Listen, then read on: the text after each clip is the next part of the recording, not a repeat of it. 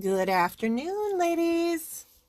We're back for our fourth and final live coloring video of the May release, the Sweet November Surfacing release, featuring these four lovely mermaids and their ocean background builder set. Let me just make sure I'm all good on this end and let you guys find me. Say hello when you do. Just getting refreshed on my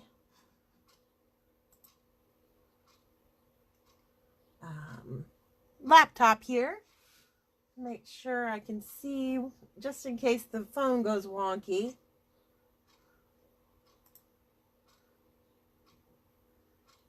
So we've got the background or the bundle deal still going on in the store. I'll go over that. It's good till tomorrow morning, where you buy all four of the mermaids and you get the background bundle set for free. So that's a cool deal. Let's see, what else is there? Goalie is still free in this group till tomorrow morning as well. We also have a link to the JPEG file of Goalie is free in the store as well, just in case Facebook was acting up. Last month we had some issues with people able to download him. So we've got T here and Julie here. Hello, ladies. And Saturday is the big National Scrapbook Day event. We're going to be doing lots of fun stuff all day long. Kelly, myself, Melissa, all have videos planned for that day and in that order, I believe. And then we've got some fun games and prizes and all sorts of good stuff going on that day. So hopefully you can clear your schedule for a while and spend some time with us on Saturday. And let's see.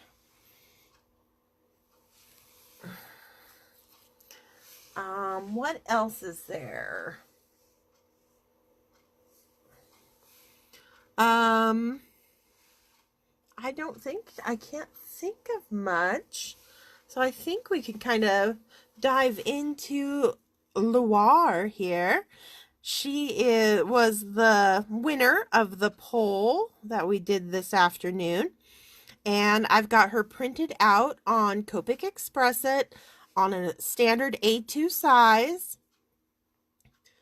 What time for me on Saturday? I believe I'm going to be my regular 11 a.m. time on Saturday. It depends a little bit on how long Kelly's runs. I know she's going to start, I believe, at like 9 a.m. our time, Pacific time. And I could be wrong. I will put up a schedule probably tomorrow, so people will know, but it's going to be around 11 noon Pacific time, for my video on Saturday. She should be around 11 a.m. unless Kelly's runs into that time then after Kelly's. Yes, thank you, T. All right. Okay, so I was thinking, after we did the skin tone on the last video with a little bit of that violet in it. Oh, hello, Annabella. Happy to have you here. And Annie's back. Hey, Annie.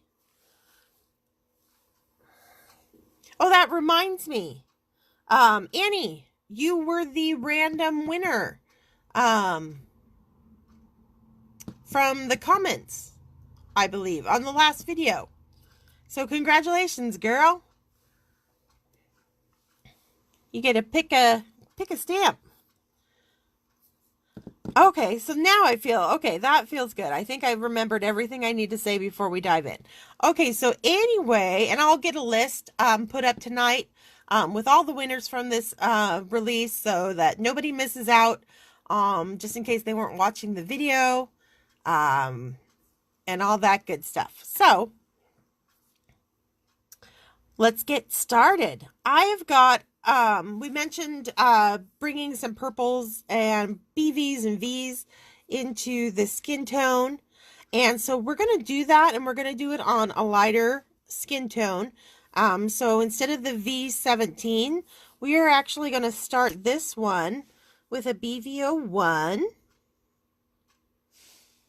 But it's going to be much the same process as our Talise, where I'm going to use that purple first.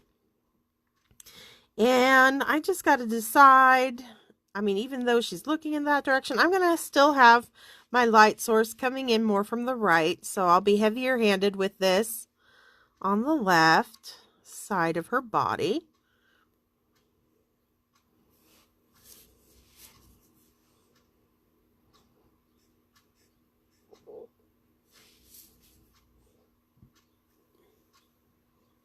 And Dana's back. Hi, Dana. Hope the work day went well for you.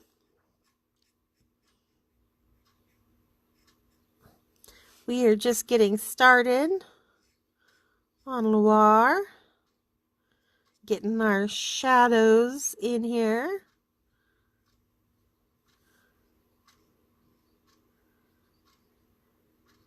She's got such big, expressive eyes. Really like to feature those and make them look really nice.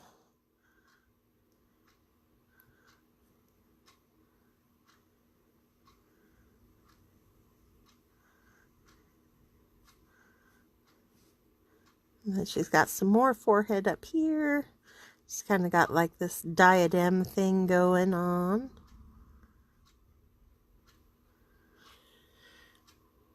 What color is that? BV01.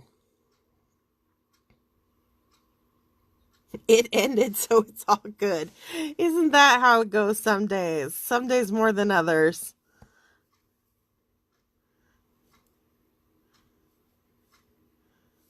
All right. So yeah, there's not a lot of skin showing on little Loire. Just kind of that head, neck, and shoulders on her. Okay. Now, I'm going to grab out, let's see.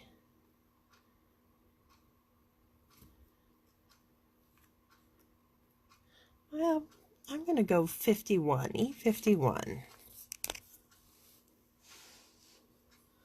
Every day is like that. Well, I'm sorry to hear that. We all have to spend so much of our time at work. It's a bummer when it's not fun, at least at sometimes, to go to. But at least you're off now, and you can finally enjoy yourself. All right, so just like on Talise and with the darker colors, even when you're using it with the lighter skin tones, we're still going right over all of that V or BV that we put down and start knocking it into and turning it into a shadow rather than a straight, just purple color. So I've got my E51 that I'm putting down.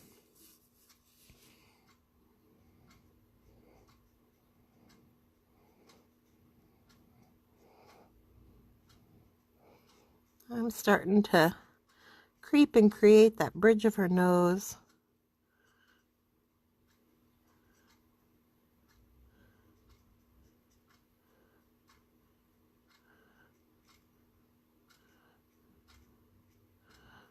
Okay.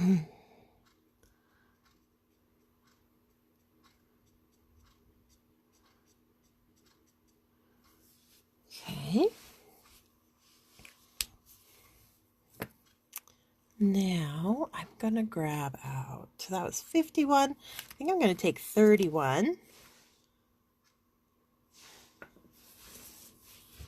and go over it back here. Just something a little different blend than the usual kind of safe go-to.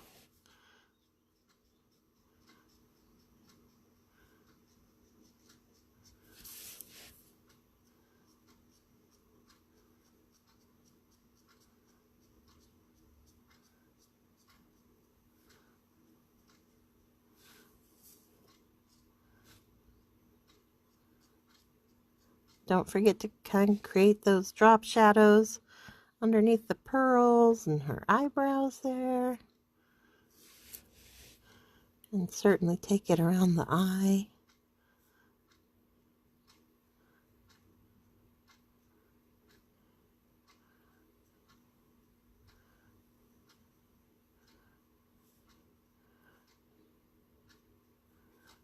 Okay.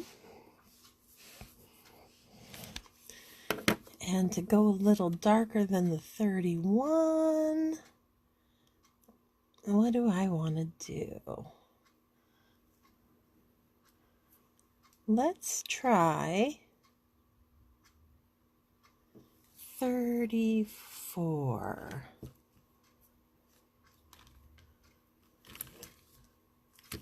There we are. There we are, a little bit darker.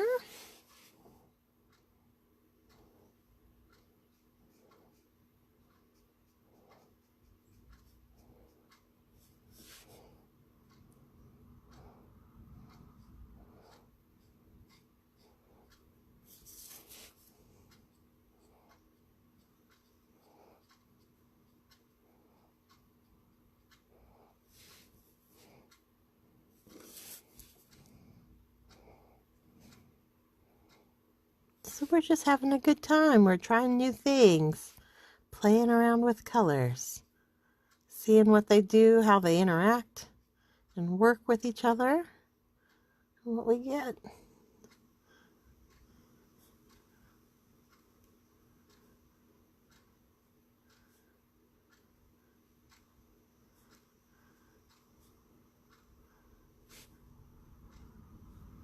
I apologize if I've got, right now it's that kind of time of day where I have the sun is shining right onto my desk.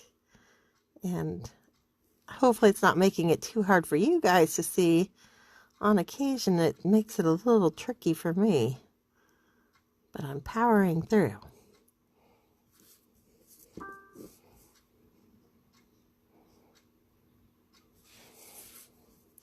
Okay. Now I'll just go back down to my 31.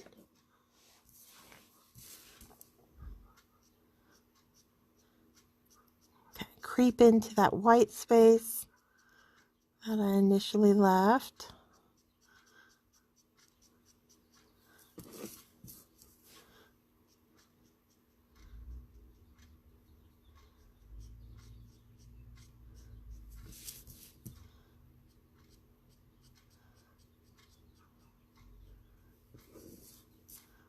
I'm really digging this. This is looking nice. I think we've got another good one on our hands.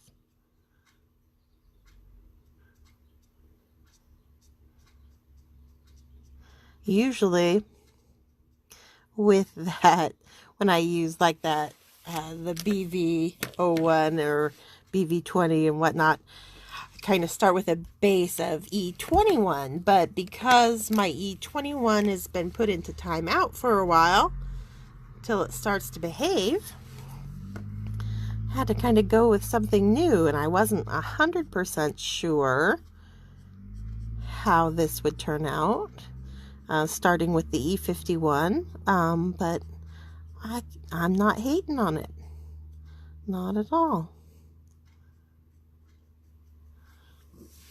I was sitting outside watching you and I had to come in because I couldn't see. That's kind of how I feel right now too, Annie. I was like, can't get away from the sun. I have to, I can kind of see the motion of when a new comment pops up, but I have to kind of use my left hand to shield the screen so that I can read it. All right, so now I can use my R20 and R00. I don't know if I need my 00. We'll see. I'm just going to start with my R20 to give her a little bit of blush. Oh yeah, I think I'm going to want to get some R20 on there. Otherwise it'll be a little too stark. Or my R00. I mean, so I'm going to blend that out.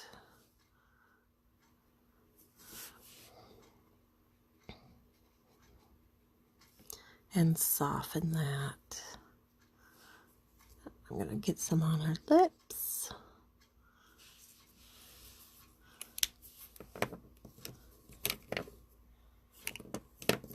And grab the R20 for her lips as well.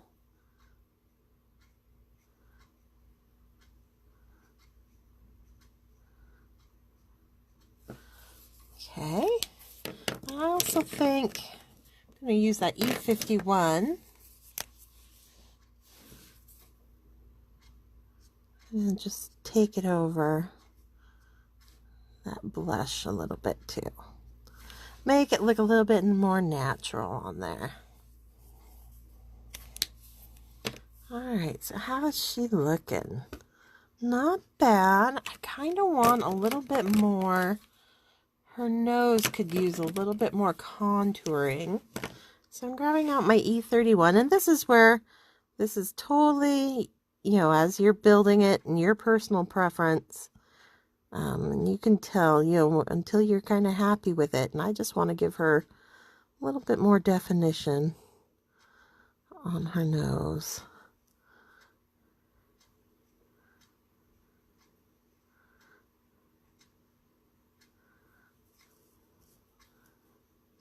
And probably a little bit more color up here.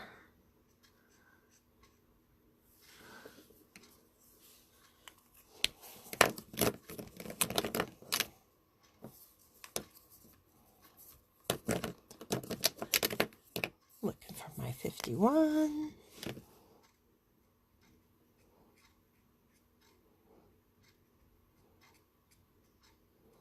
There we go. Okay.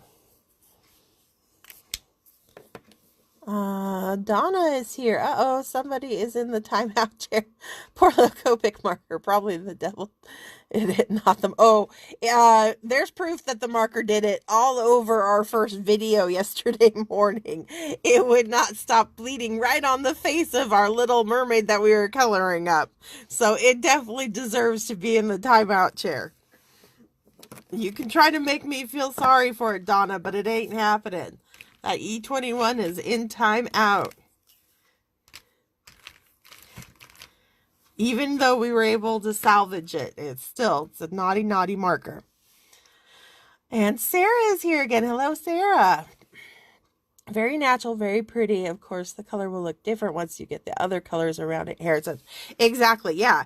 It's definitely, and I'm not saying this in a bad way, but it's a little bit more sallow tone to this this particular combination, which, like I said, it's not a bad thing. It's just different. It's not that usual, you know, the go-to, the 00, 000, 11, very kind of pink and undertones to it, kind of that kind of fresh pink skin tone. And this definitely has just a little bit more the words escaping me, but I'm really liking it, and I think it's going to be really pretty once we start getting her hair and eyes to go with it. So, shucks. All right, so we need an eye color for Loire. What are you guys thinking?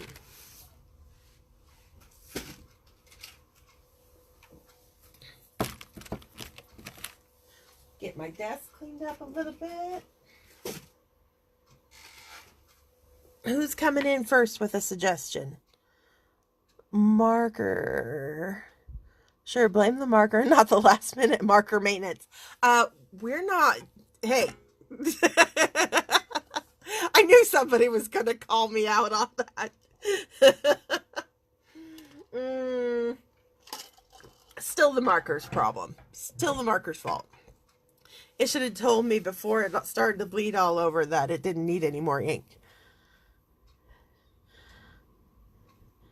Donna says green eyes. We can do green eyes.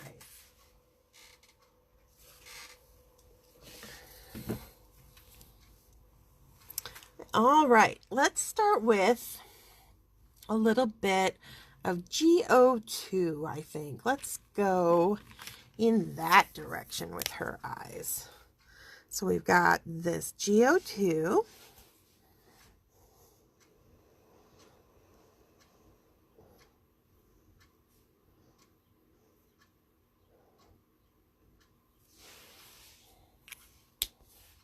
How are we up there? And then I'm going to jump to, why not G16?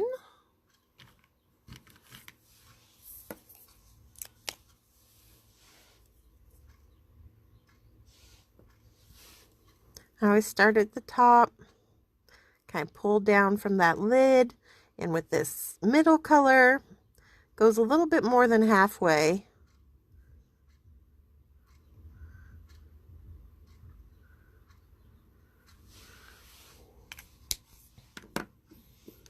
And now, G29, nice and dark. And these will give her very jewel-toned, kind of emerald looking eyes, which I think will be very nice, especially considering she's all decked out in pearls and whatnot. Now I'm just going to work back down to the 16. Kind of soften that.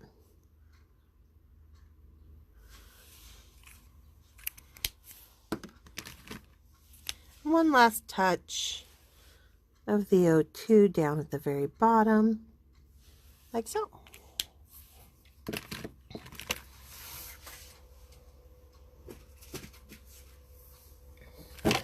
And we do have a nice amount of white space in the whites of her eyes. So I've grabbed out my C1.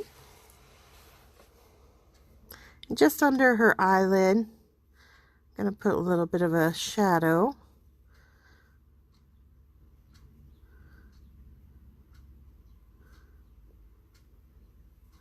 There. Okay. All right, ladies, now we need a hair color to go with her pretty green eyes. What are you thinking?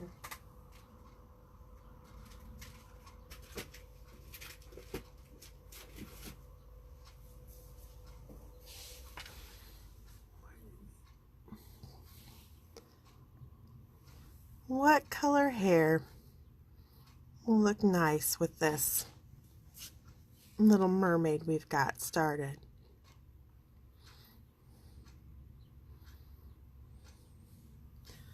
Who's got an idea? Oops. I keep knocking the camera when I'm trying to see the screen.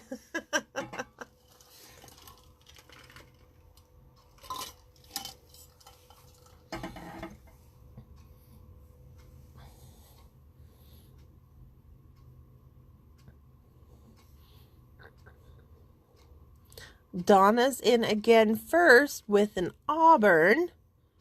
And then Annie came in with a strawberry blonde. So we're all kind of leaning towards a red hair. That we can do, certainly.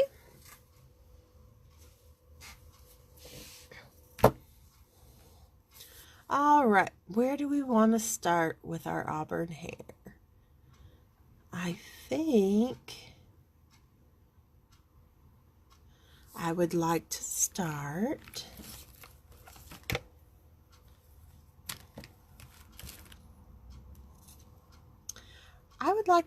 with a YR12. Why not?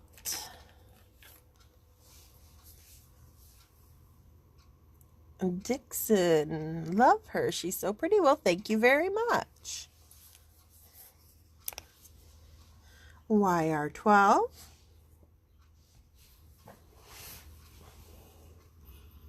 I'm just kind of starting at the part in her hair. I'm just laying down color.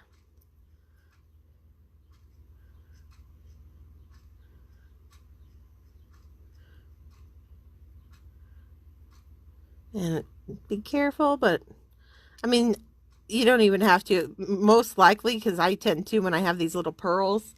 I like to go over them either with Nouveau or these liquid pearls from Ranger. So even if I kind of color into them with my markers, it's not a huge hairy deal.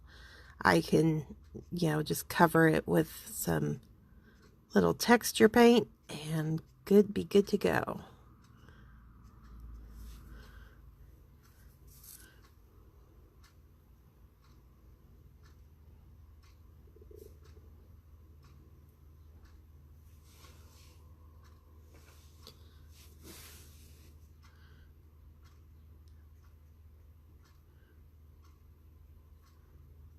All right, so this is just our base color.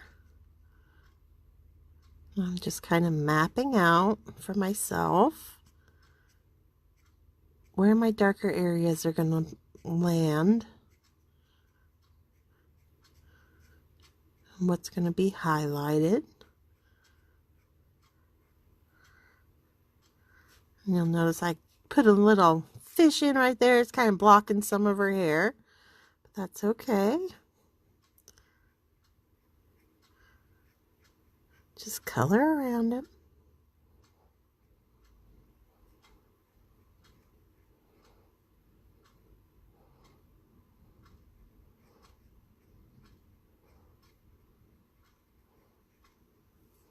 All right, and then we've got this hair back here, which I was getting all fancy with my reeds, putting them right in front of her over here, because I liked how, like I've mentioned before, it really creates this. You've got your foreground, your midground, and then the background, which is always kind of a fun little trick and way to add a lot of interest when you're doing scenes with your stamps and your Copic coloring or your pencil coloring, any of that. If you're doing a scene, it just really adds a whole lot of interest if you can kind of pay attention to and incorporate in, foreground, midground, background.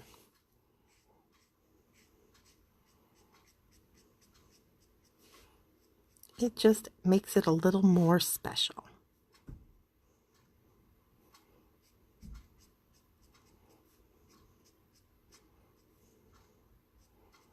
But doing that, now I have to color around all these little reeds.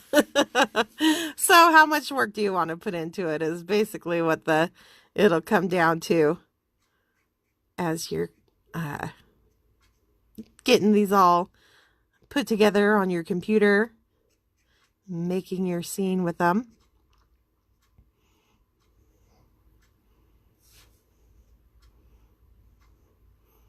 But I think the little bit of extra time that it takes is worth it.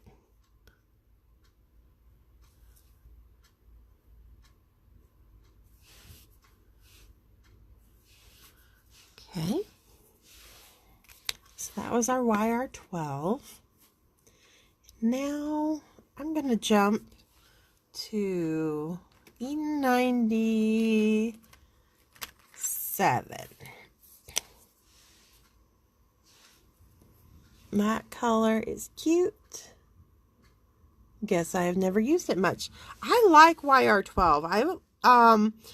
I actually don't use it. I mean, I use it a lot, but I don't use it as much now as I did like when I was like say 3 or 4 years ago. For a while there, I was on this huge kick of YR12 in a lot of different orange combinations. Um, and I think just because it plays so nicely with so many of them. So it's an easy one to build combinations with. But then as I've kind of grown, I'm getting more adventurous with trying out different combos. I haven't been as reliant on it, I guess is the right word, as I had been in the past. But it is still a very pretty orange color, that loquat. And like I said, for a long time, it was a really big go-to for me. And while I might not go to it as much now, I still think it's very pretty.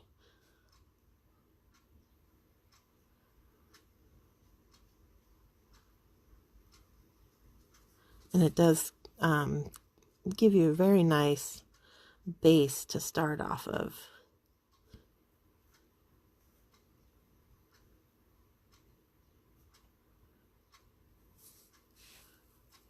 All right, so now I'm just kind of figuring out the turn and curve of the hair back here as it kind of falls from her shoulder onto the surface of the water.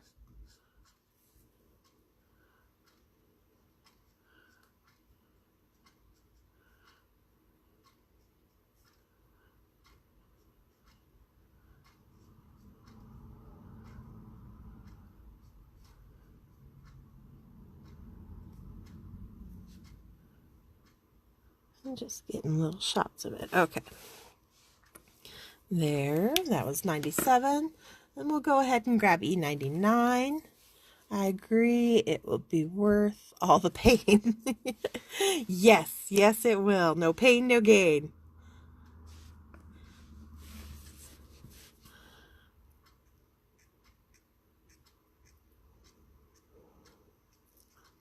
So now we're really starting to get a little bit darker.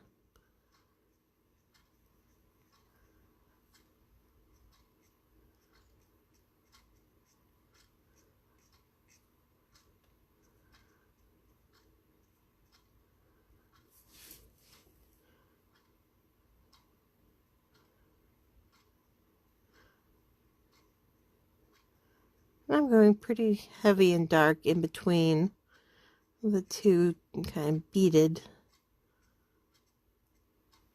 strings of pearls there. I figure not a lot of light would be getting in over there. And this is the marker too. I'm starting to use it more on its tip, on its end, getting a little bit finer line. So I can start putting in those strands of color.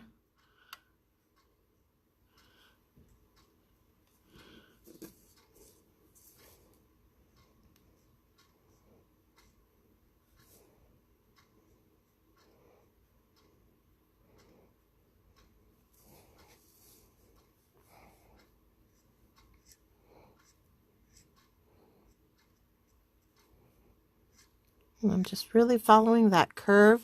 So even though there's not lines provided inside, I have this curve that I know I want to continue on this hair. So I'm just kind of following it and letting it become a little bit more subtle, a little bit more gentle of a curve as we go back into the hair here.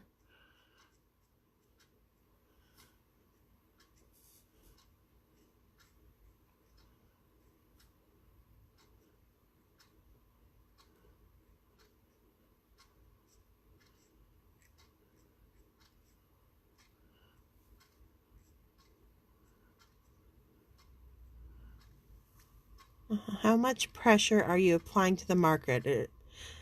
Yes, at this point, especially with these darker markers, I have a pretty light hand because I don't want the lines to go too thick or the color to go on too heavy.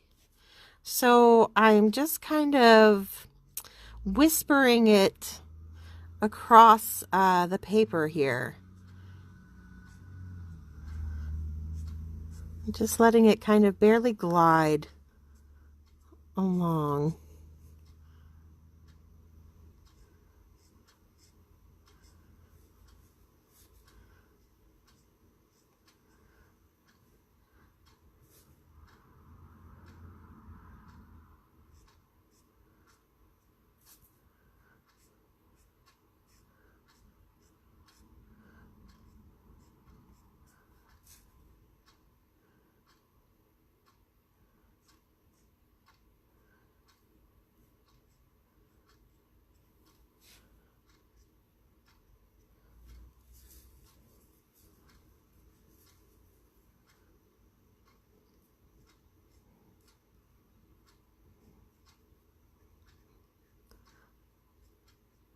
I'm sorry, I'm really having to concentrate because I'm having a hard time seeing with this sunlight just bouncing right in front of my face off of this phone screen.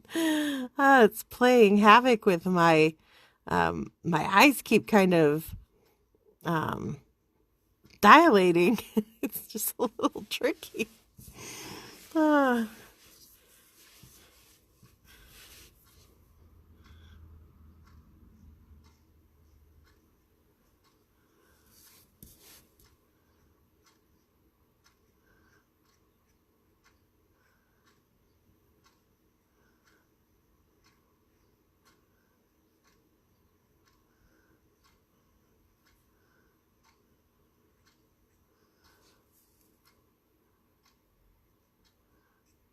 I'm gonna make sure I get nice and dark on the inside here because that's getting really not much light at all. Back there, not even a whole lot of reflected light would be hitting.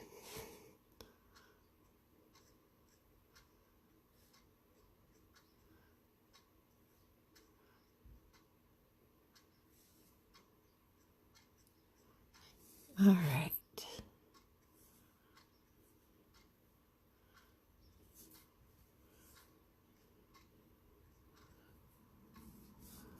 Okay.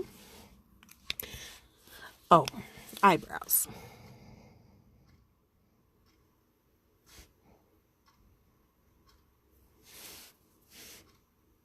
And the side of her head would be nice. Don't want to forget that. Okay. Now, that was E99. And I want to go a little bit more auburn. So, would it be too much of a jump to go to E18? You know, we won't know until we try. Let's give it a go.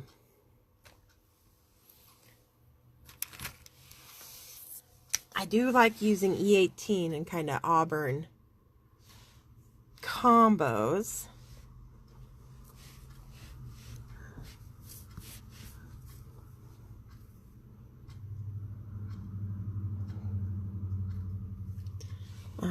What is your least used marker? I don't know if there's just one, but I would say, like in general, YR 61, 65, even 68 don't get a lot of play. It's kind of rare that they come out. Those are ones that stand out to me. Oh, let's see.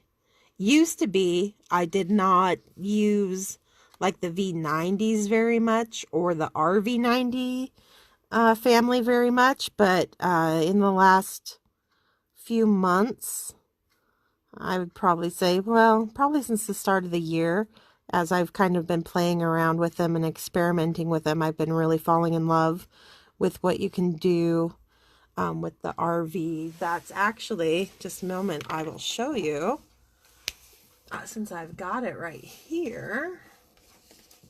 The first card that I did using Loire, here she is. So this one, her hair color is actually like a V93, V95, V99 with a little bit of BV29. And while on like the computer screen, it read as more of a black hair, it's all those V's, the violets, those dark kind of gray hued violets. So I thought that was really pretty. And it's kind of the same for her tail, the V22, 25, 28 with some of the BV29. Those used to be a lot less used in my collection, but as I've played around with them, they're kind of moving up in the ranks for me. Anyway, back to this version of Loire. I'm back to my E18.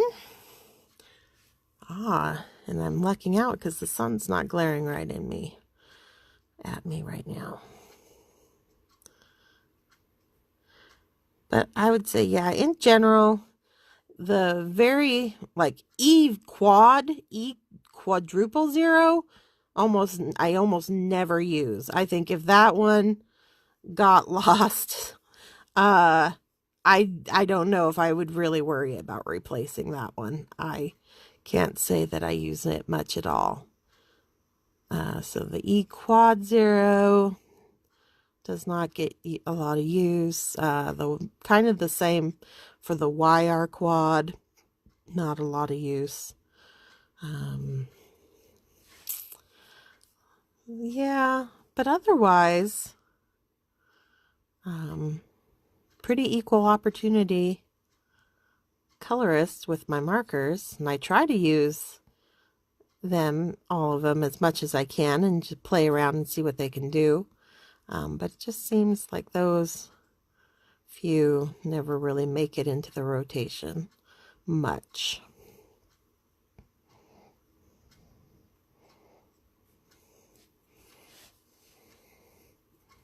So now we're starting to get some really nice contrast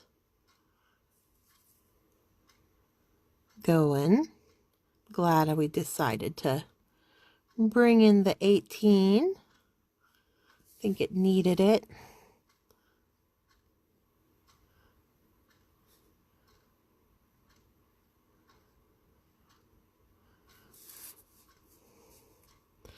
I'm just kind of, it's a little tricky.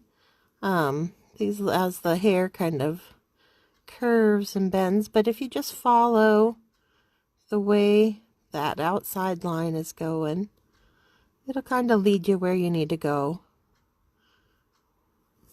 And you can always fudge it a little bit. Nobody's gonna notice.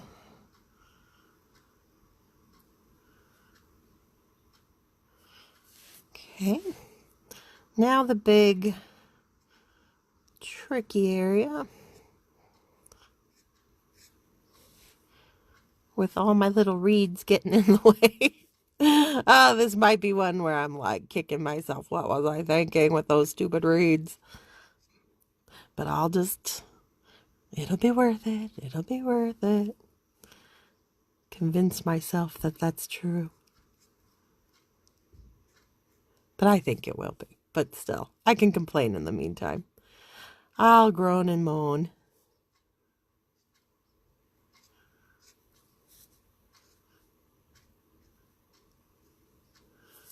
Just making sure that they kind of connect up and continue in the same spot on the opposite side of that reed. I got here at a good time. Hello, Bonnie. Yes, you caught me as I'm whining about my placement choices and all that good stuff. But she is coming together. Just got to be careful. my little reeds.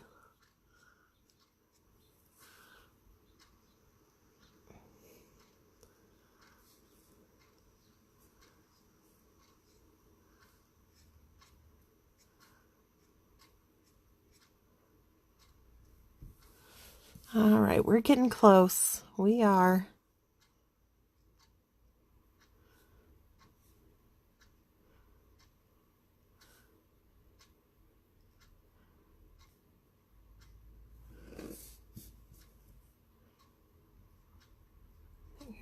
Color that in. Got pretty dark back there.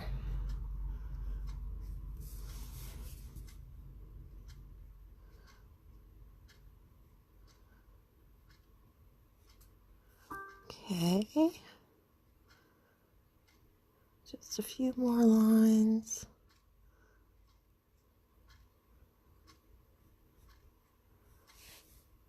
And little touches back here.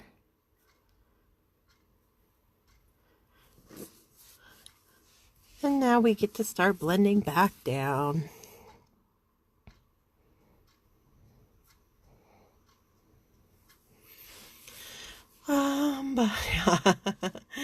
Sharon, it is now, and you should be in bed.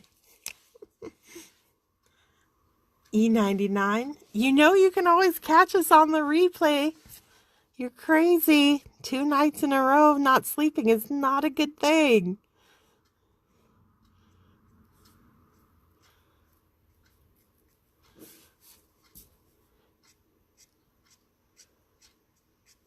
Now I'm just kind of working my way back down.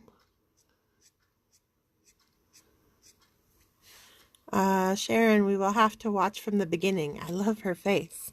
We tried a new skin combo. I'm kind of experimenting and playing around with that a bit. So definitely worth going back and catching the replay at some point, I think. I definitely think so.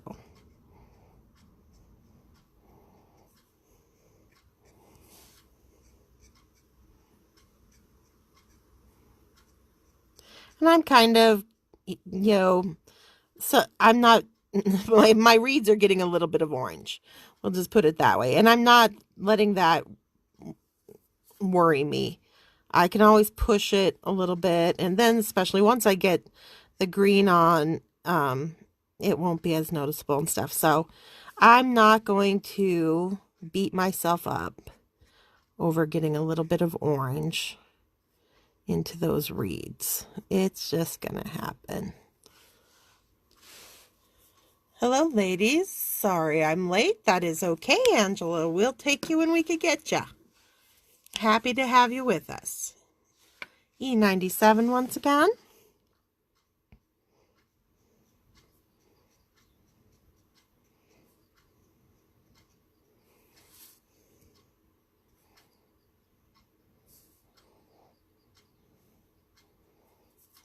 I forgot to put some E18 on her eyebrows. I'll have to do that once we get this all blended out.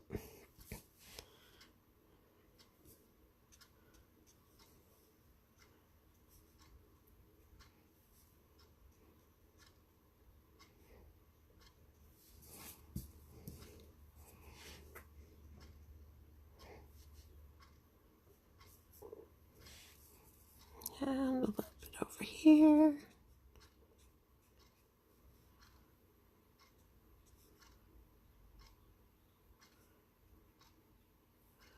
All right.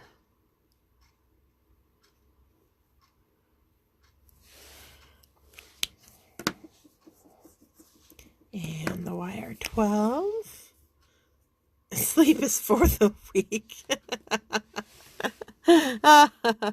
I must be pretty weak then because, I had stayed up really late the night before last getting ready for this release.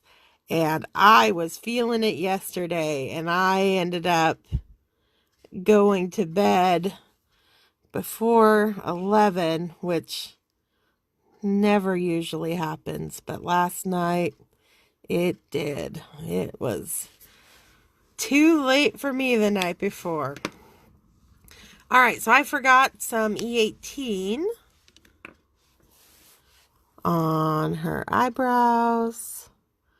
I want to get that.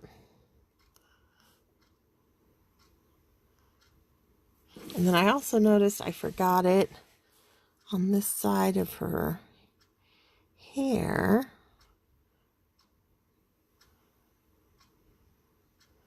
So I'm just trying to do some real light touches over here as well.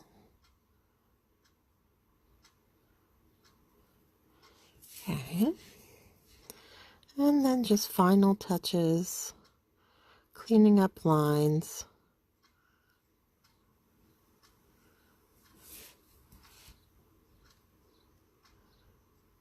Okay, creating my low lights versus the highlights.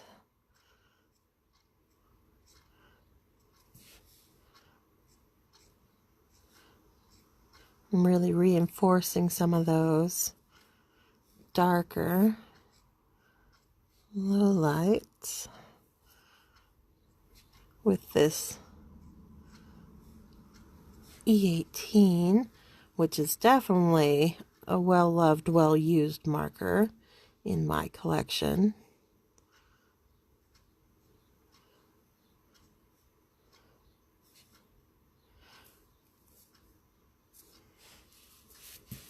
Now I just got to make it look as nice and smooth back here through the reeds as it does before we start getting into this. That's a little trickier.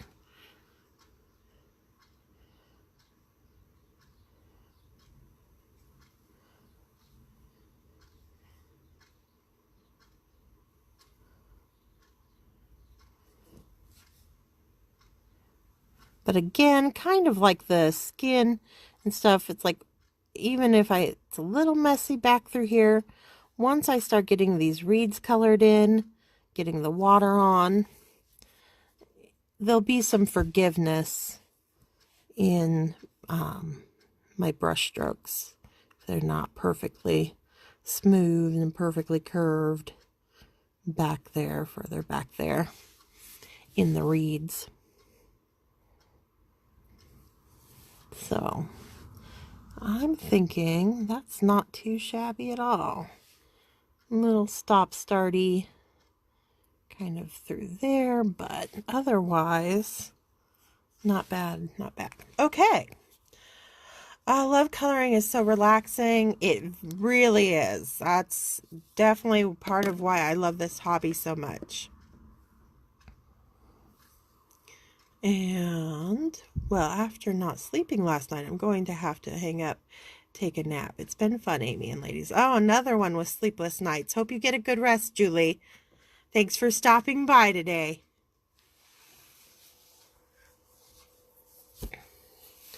And Sharon says, freckles? Question mark? We can add freckles. We can do that.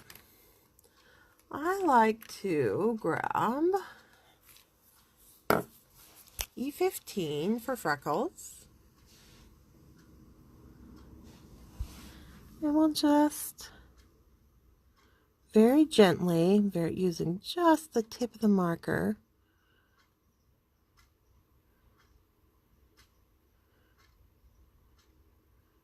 dot on just across her cheekbone here.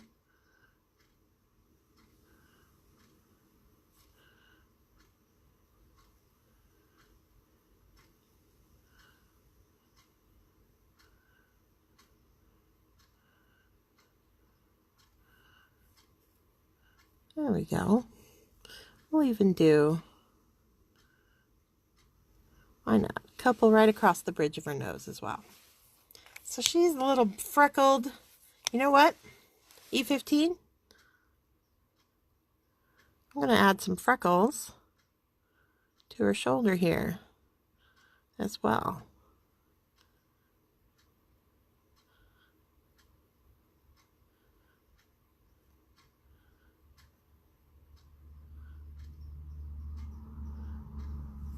There we go. I like that. Good call on the freckles.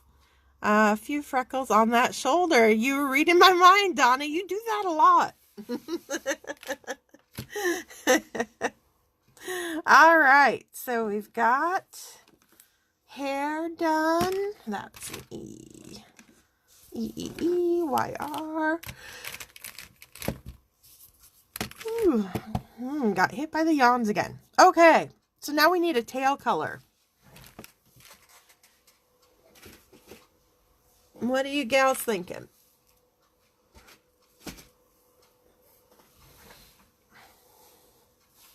Oh, my camera's a little crazy. Okay. What color tail? And you'll notice, so like last coloring, I used Loire's tail with Talise, because this tail actually comes with her. And this tail actually comes with her. So I decided to swap it. So she got Talise's tail this time around.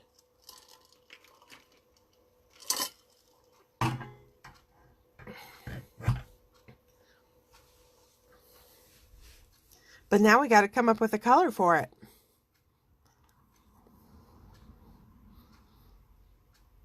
She is a cutie.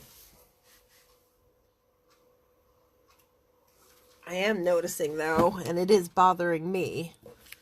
I don't know if any of you can see it. I got my E31 from my skin tone out because I did get a little bit of orange on her shoulder up here. And I just want to push it back into the hair a bit. There we go. All right.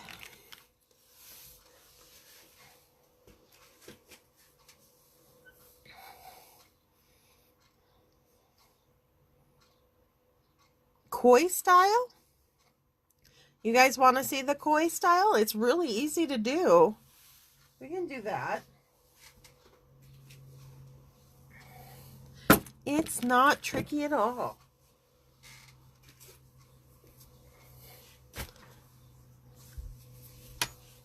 So for koi, you're going to start with a white base.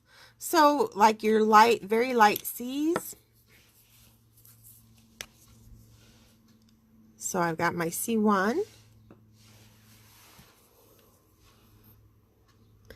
And I'm just going to color it like I'm coloring it into a white tail.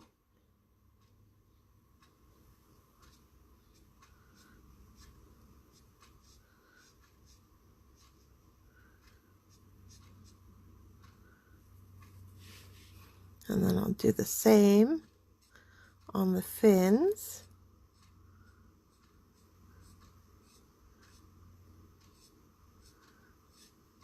I'm just kind of putting in some texture with that gray.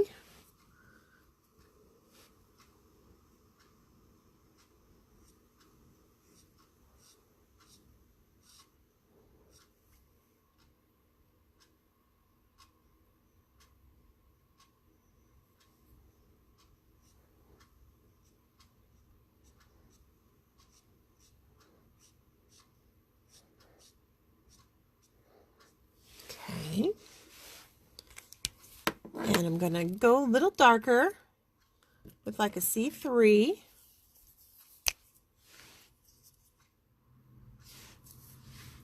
And just inside, you know, just a very fine line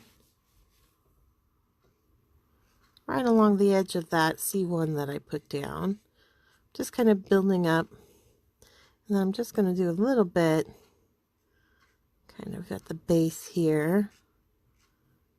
But I'm not going to drag it as far up the tail as the C1. Oh, my mail lady's pulling in. I think I got a package today.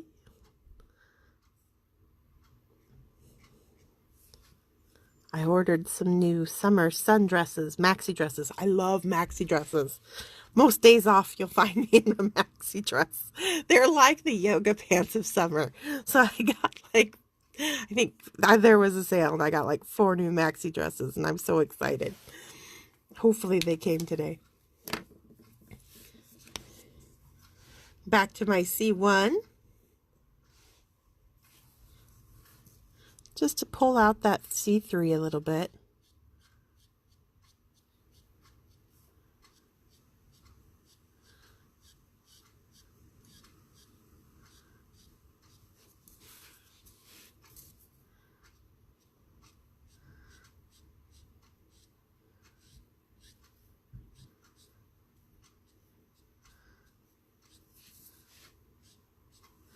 Okay.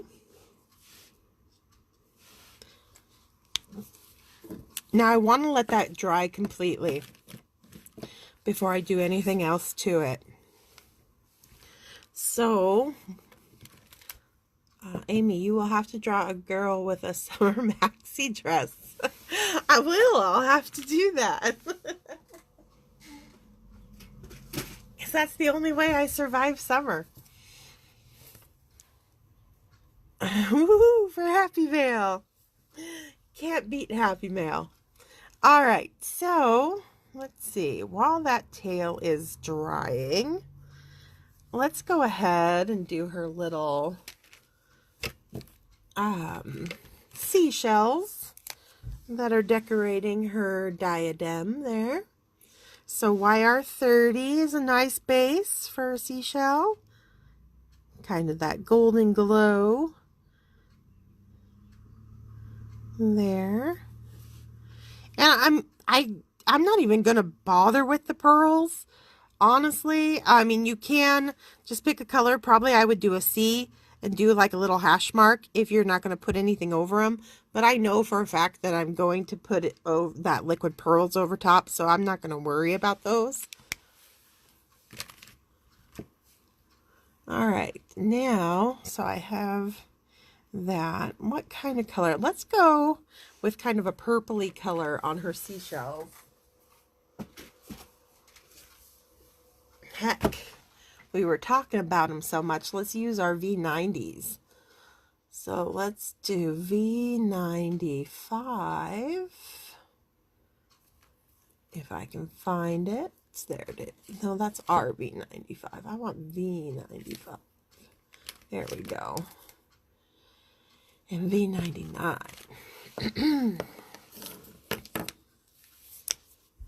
So I've got my V95.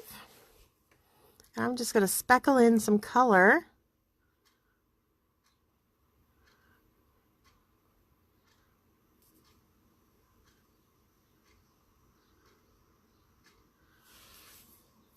Like so. And then go darker with the V99.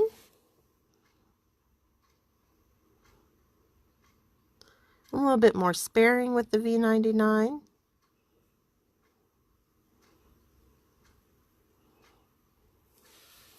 Okay.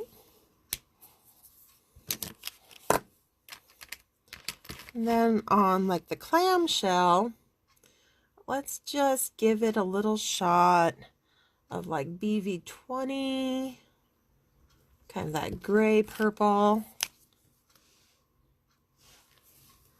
I just do kind of follow a curve there. And then let's do RV42 since it was right there. And a lot of different pinks will work. Just doing a touch of that. And then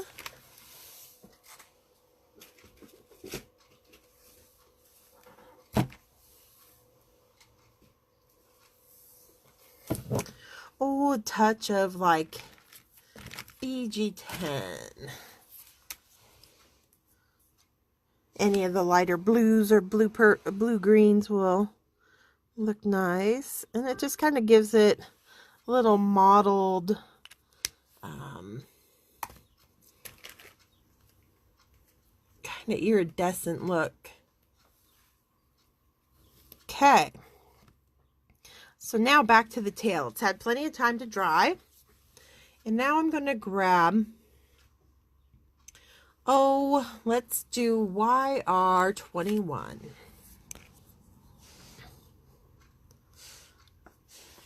And we are just going to create some patches, and it'll go right over top those grays, because those are just kind of becoming our shading. And these tend to be some of my bigger patches of color with the lighter color. And then I also will use this to pull down.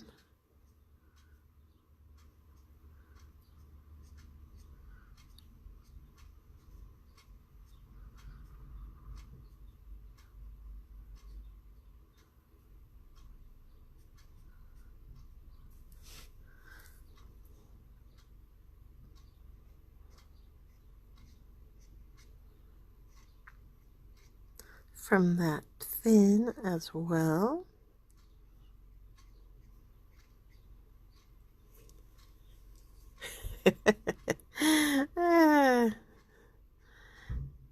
I think somebody's stealing my mail, my packages. It's just my sister.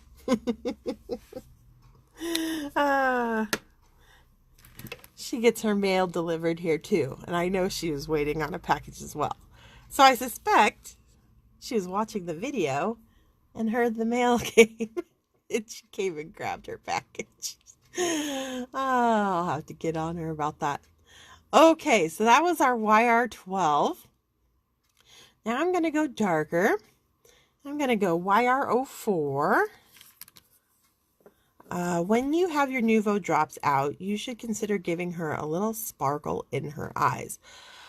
I do add sparkle. I don't generally add it with Nuvo drops. The tips are just too wide.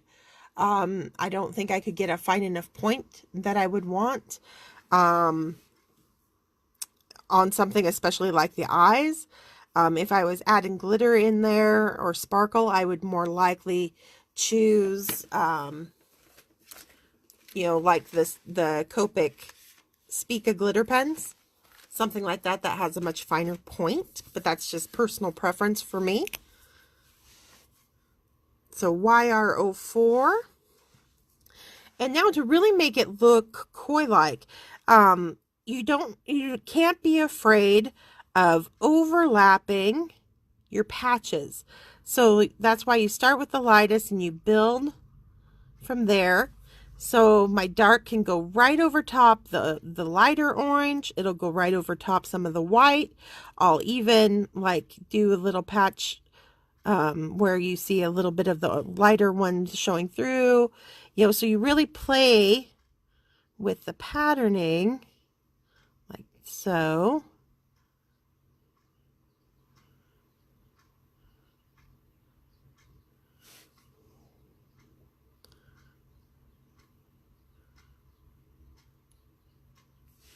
And we'll do a little bit along the fin.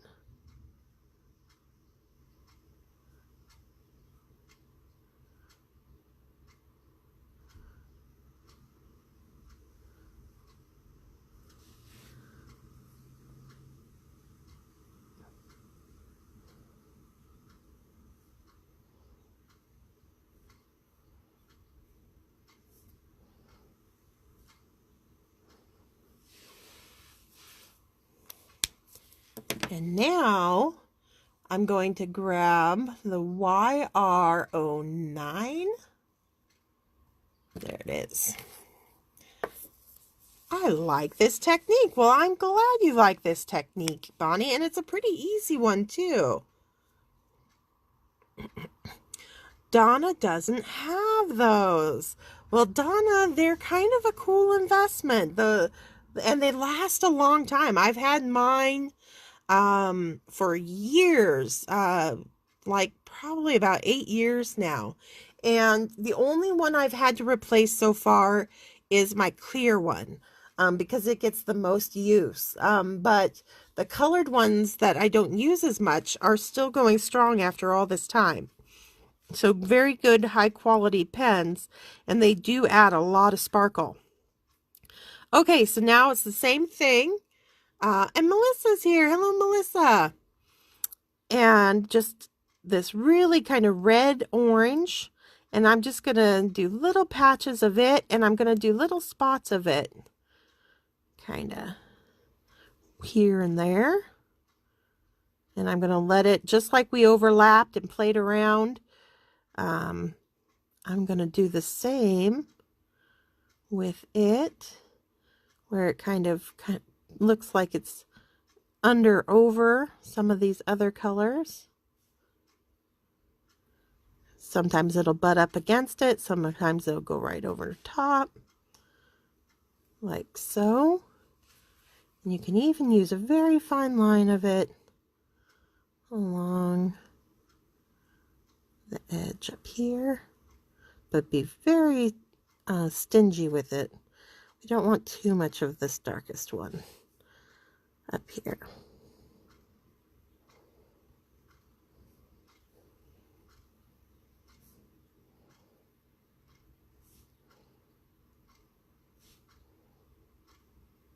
Okay, now there's one final color.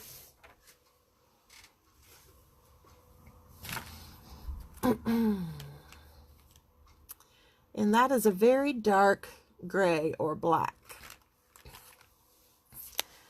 And I'm going to use 100. Can I be Amy when I grow up? This is gorgeous already. Ah, you are too funny, girl. All right, so we're going to add some black patches into this. Again, right over top. Kind of splotchy. Just kind of dotting them in. And I'm very stingy with the black. I'm not, a little goes a long way, basically.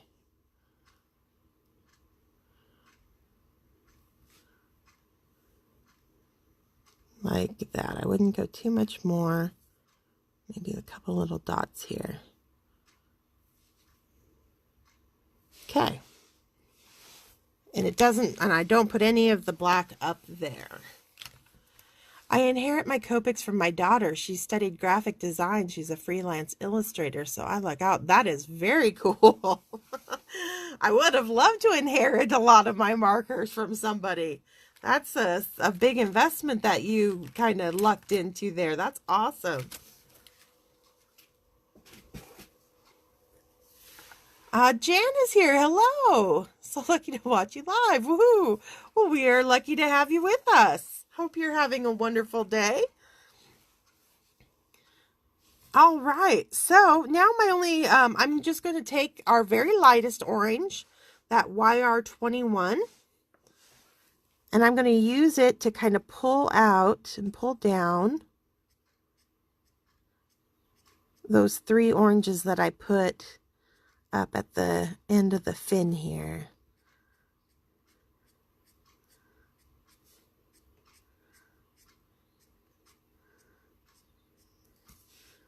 And you can pull it as much or as little as you like. This just kind of becomes personal preference on how orange you want the fin to become. I'm actually going to go, that was my YR21. I think I'm going to grab out that, my handy dandy YR30.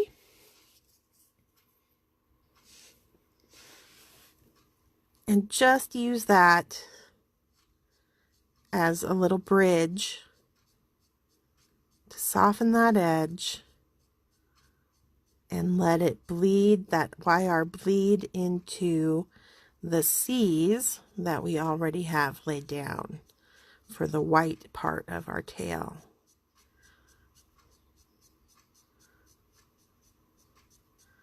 Just like so. Okay, and that is, I mean, really super easy. For as impressive as a tail like that looks, it's one of those things that's kind of a fake out. It looks like it takes a lot more work than it actually does. It's just basically dotting on color in layers, and that is it. You know, definitely take the time to put the white base down first. So that you do get the detail.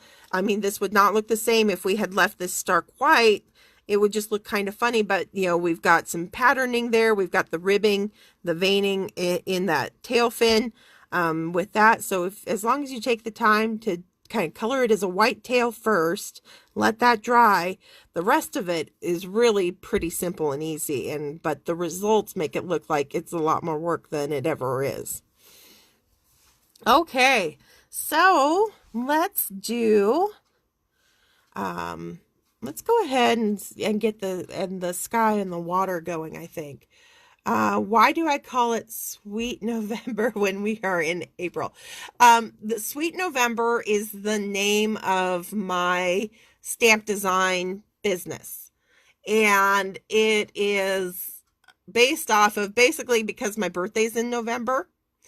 So that's personal to me, and I always like being a fall baby. And then the sweet part of it came, there is a line in a Christmas song that it's like the days of sweet November grow shorter one by one. And I always like it, that I always like that line. So that's kind of how my name of my business came about. So no matter what month of the year we're in, it's always Sweet November for these stamps. It doesn't change with the month that we're in. I know it can get a little confusing, but that's just what I came up with. So I've stuck with it. All right. Now we're going into the water.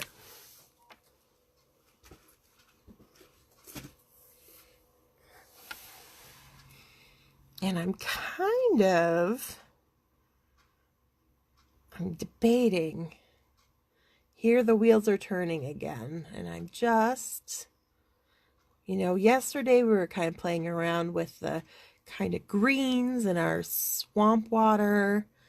And with this orange that we've got going on now, I'm wondering if I want what I want it to go with.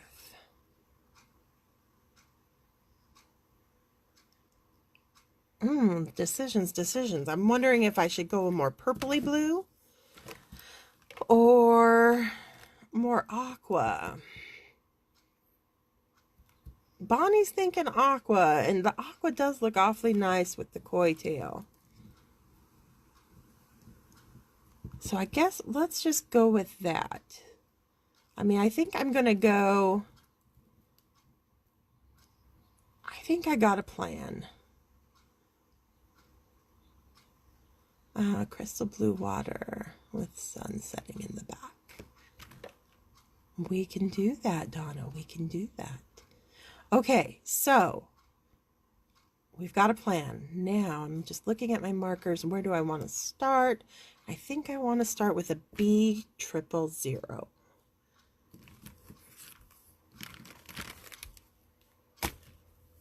All right.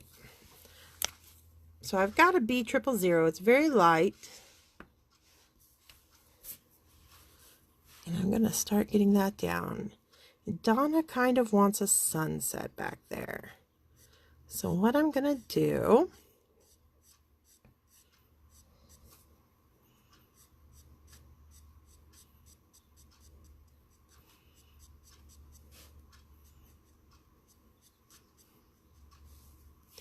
how much of a sunset do we want? Let's play around with this.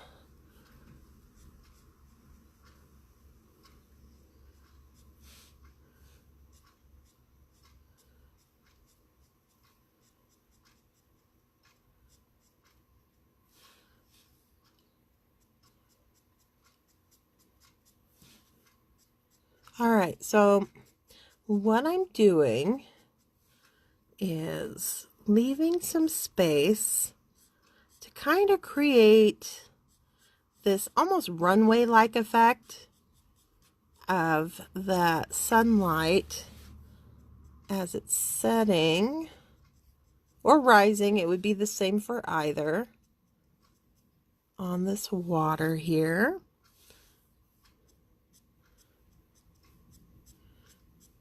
And then when I get into that space, I just want to create my little ripples here and there, but I want to leave a lot of white.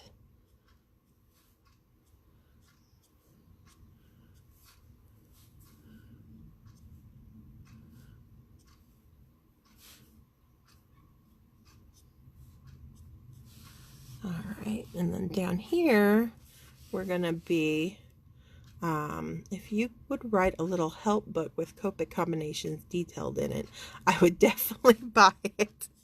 Oh, that is very sweet of you. To be perfectly honest, I don't see that being on the plate anytime soon. Just between my real world work schedule and keeping up on creating images for Sweet November releases, and then just my other design team duties, I have a pretty full plate at the moment. So adding any extra responsibilities like that in right now would be not a great idea. I think it would be the breaking point for me. I'm kind of just keeping it all together at this point, and one more thing might sink me. So until something changes, I don't have really the time to invest in something. I think it's a great idea. Just for me personally, not going to be something that happens right away. All right, so I've got my base layer of the B000 down. Now I think I'm going to go to B01. Can you move the paper? Oh, I can't fall asleep. Oh, so Julie's back. Where are we at? What time of day is it with you? Right now it is 4:20, or no, 4:25 in the afternoon. So I've got my B01.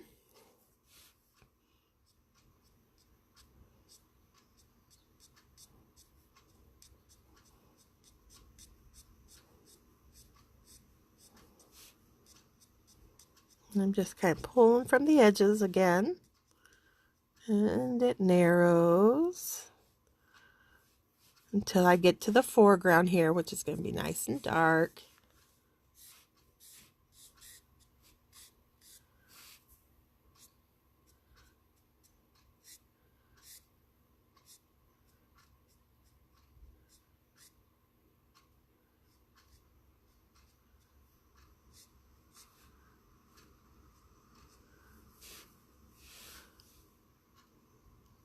Careful not to pick up any of that red hair, because that will want to grab your blue like nobody's business.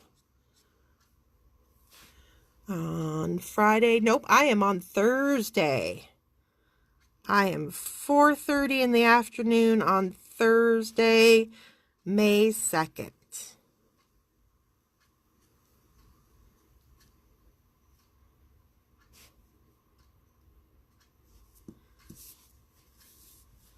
All right, and then can't forget this side. I'm going to pull away for a while and nap, but I can't stop thinking about this.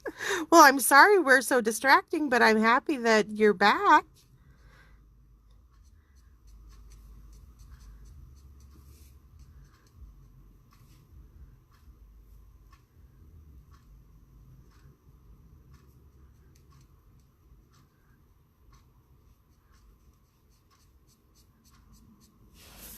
How's that looking? I think I could pull it a little farther over on this side. Again, those darn reeds making me have to work around them. But we'll keep telling ourselves they were worth it. They were worth it. All right. So now I'm going to grab out my B52. This has got a little bit of a gray tone to it. But I do like me a B52. There it is. Donna, I think that Amy posts some of the Copics she uses on her blog. Not for these videos though, right? Correct. Yeah, it's just too much as I'm sitting here and talking and coloring to keep a running list like I normally do. I usually have a little post-it sitting beside me that as I'm coloring for a card, I will keep track of my markers. Um, but for these videos, no, I don't. I just put on my blog when I post my card to reference back to the video. So that's just the way that goes. But everything else, I do try to get my Copic lists on there sometimes, especially when they're for these big releases. And I'm kind of working under the gun. I don't always get the Copic list listed right away. Like for instance, this release post that I did yesterday, while I had the cards up yesterday, my Copic lists are not included yet, but I do have lists for them. And usually within a few days, once I have some time, I do go back in and add them, because I do think it's important to share Copics lists and Copic combinations, because I just know that was a huge thing for me when I was starting out 10 years ago. There were ladies that I really admired their coloring, and they were generous enough to list the Copics that they used when they would blog them, and that was huge for me. It was huge in helping me as I built my Copic collection to know which ones I wanted next, and then just when I would want to try new combinations, their help was invaluable. So I really appreciated that they did that. And so when I started my own blog, I knew that was going to be very important to me to kind of continue that tradition going forward, and for anybody else coming up after me and with learning Copics, that it could be a resource that way. And so I've continued to do that because I do feel very strongly that that's a very important thing to share. It's if you can save somebody, um, time and money on figuring out what Copics they think they'll use more than others while they're building a collection, why not give them that help? Okay. So I know I've probably missed some conversation, but it looks like Bonnie's on top of it. Gave a link to my blog. Thank you so much, Bonnie. And love Shack B52. Yes. Don't get me singing. Angela, don't get me singing. Nobody wants to hear that. But I do like that song. Takes me back to my high school days. Yeah, we appreciate it. It helps build confidence in trying new colors. And that's what it's all about. It's that confidence, that braveness to leap in and try new things with your markers. And that's where your skills grow. So I'm just working my way back down.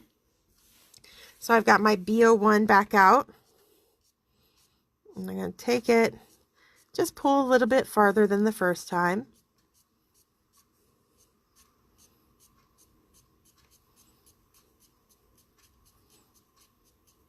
Still letting it narrow as it comes forward till we get to her in the foreground. And then I'm going to really start filling it in.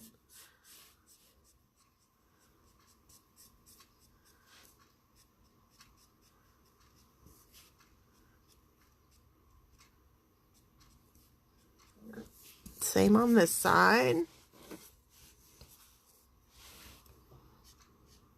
Carefully on that tail.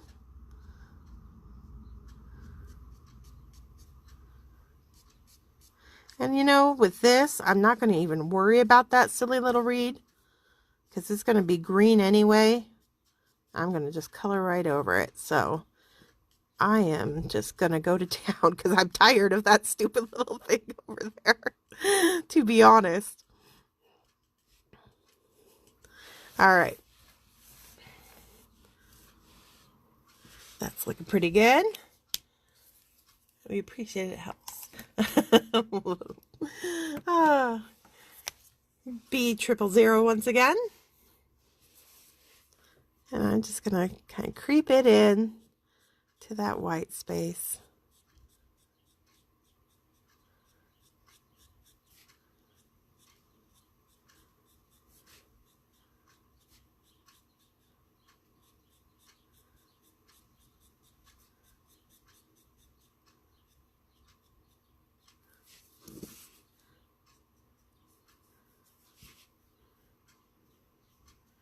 Still keeping some little really light ripples. That tail, though, is going to kind of do a drop shadow, so I'll go pretty heavy there. There we go. All right, so where are we? So now I'm blending out on this side, pulling with my 000. And who cares about that reed? We're going right over top of it again. Okay. Can't stop watching her eyes and coattail. All right, so we've got the base of our water planned out. Now, I'm going to grab out a Y000.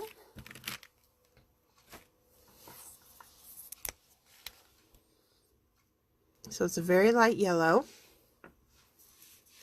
And I'm going to set my sun right back here at her tail. And I'm not going for like a perfect round disc. I'm just kind of letting my light start here and kind of go out towards the edges.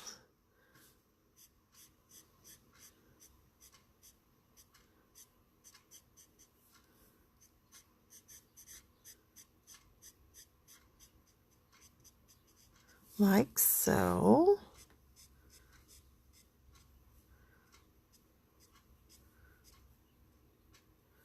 Okay, and then I'm also, while I have that light yellow out, I'm going to use it to do some ripple effect down here in that kind of runway spotlight, that kind of path of white that I have left up till this point.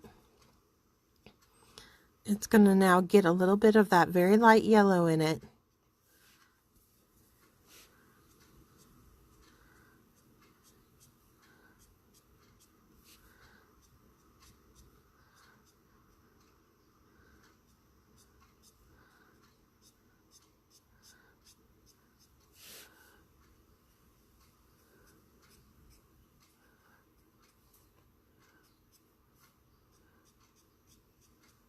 Ah, I wasn't careful and I grabbed a little bit of black. That's okay. There's a little bit of debris floating along in my water right there. It's not gonna make me freak out.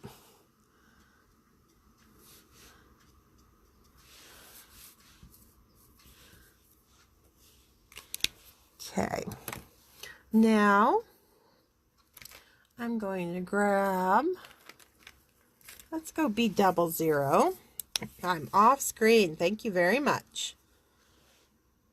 I'm working with my sister's phone, which is a larger phone, and it weighs down my little phone holder a lot more, and I'm still getting used to that extra weight, kind of having my screen closer than it usually is.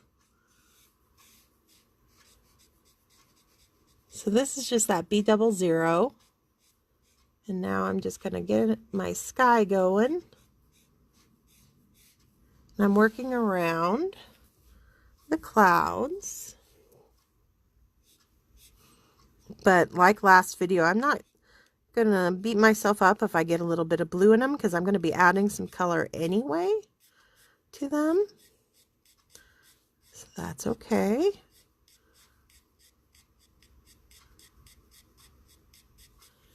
By the way, I would be very happy if in the future you will show us a painting technique of foamy waves. That we can definitely do. Not so much with this background because of that straight horizon line. It would look a little weird. But if we do it just freehand, that is something we can absolutely, I'm sure we will do that at some point this summer, as we're going to have a lot of just not only mermaids, but just kind of summer and beachy themed stamps that will give us lots of opportunities to play with water in various forms. I can definitely see that happening. So I'm just kind of creeping that in around my sunlight a bit. Okay. Now, that was my 00. I think I'm going to use my 000 that I had in the water. I appreciate how close we are to the action.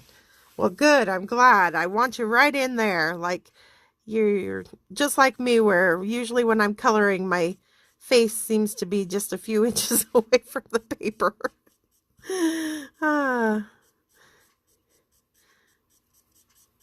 And I'm just going to use that 000 to really take this blue, the 00, and creep in on that sunlight a bit more. And it'll soften out and smooth out any kind of lines that I may have left, which aren't always, not necessarily a bad thing either. You can have those really striated clouds off in the distance, but for this, we'll just smooth out that sky.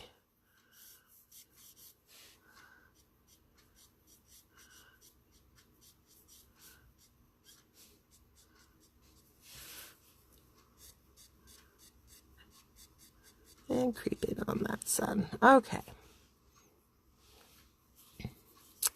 Now,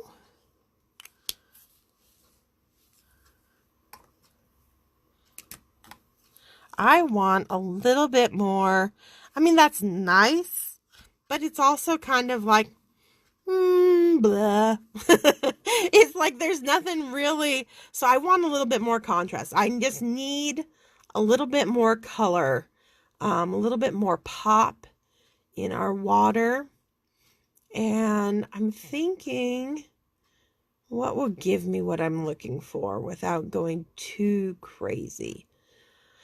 Wondering if a B04 wouldn't do the trick.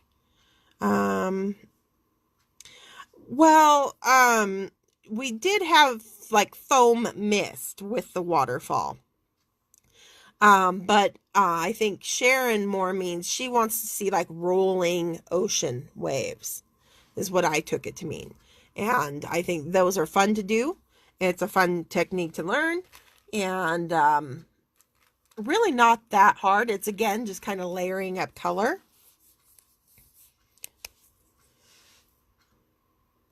So I've got my B04 out. I did think about B12. Probably would be smarter. It's a little less saturated than the 04, but I'm just craving some contrast right now. So I'm going with the 04 up front here. And we're going to really fill in.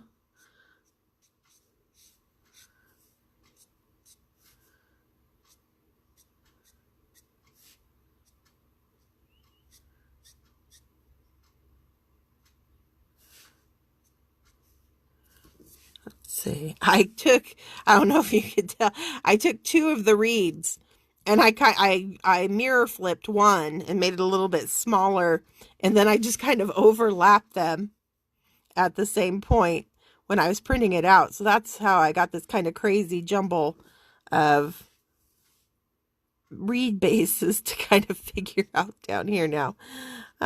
You know me. I like to create more work for myself than necessary.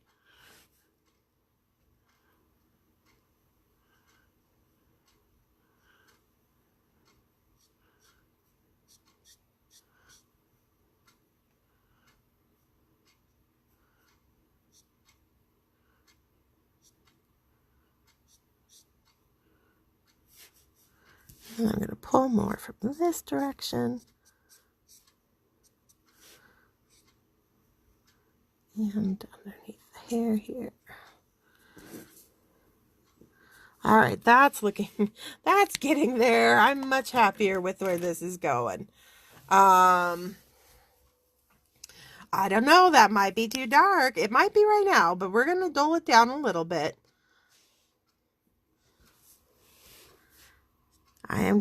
That B52 is going to add a little bit more gray back in, but now I think I'm going to have the contrast that I was after the first time around, that I didn't quite get with the B52 by itself. This is giving me a little bit more color to play off of.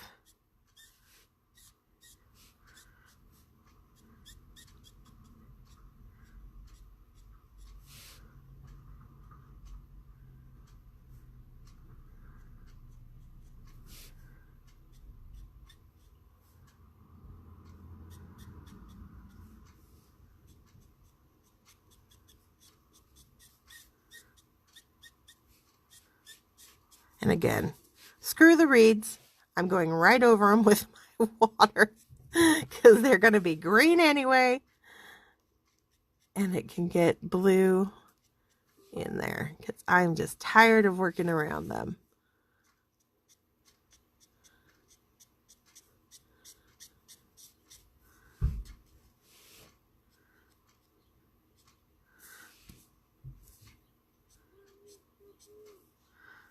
Okay.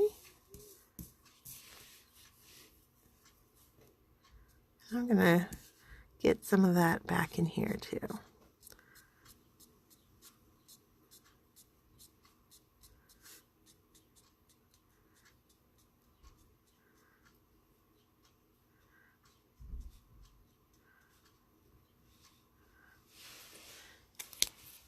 And then it was to my B00.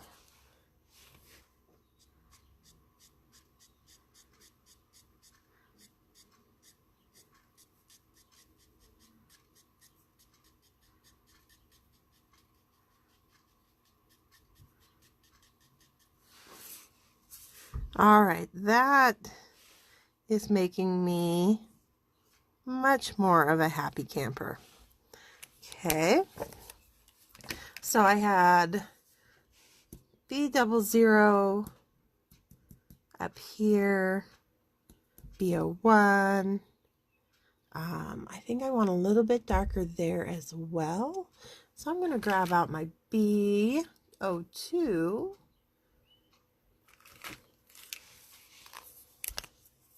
Much better. Julie agrees. And Melissa says that's nice.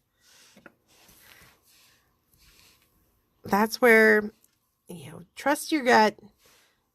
If something's feeling off, don't be afraid to play and add a little bit more. For me, usually, if I'm unhappy, it's because it's looking a little flat. So I'm usually, if I'm not happy, it's looking for that magic combo, that magic marker that is going to give me the contrast that I'm kind of craving, even if it's kind of subconsciously craving. That's usually what I find will take me from something I'm kind of frustrated with to being happy with it, is to get that contrast into the scene.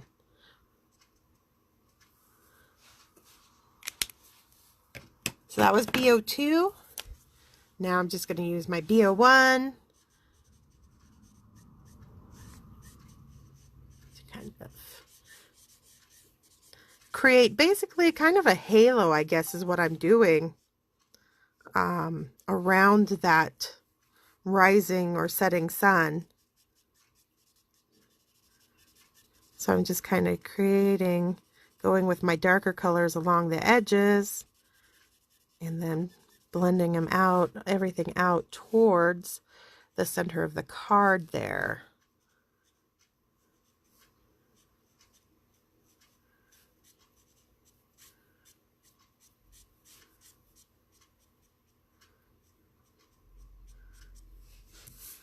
Okay.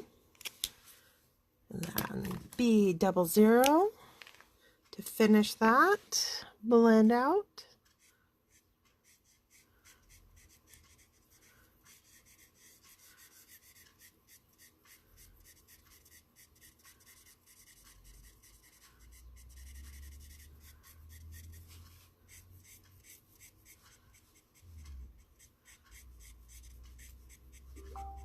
Okay. Now,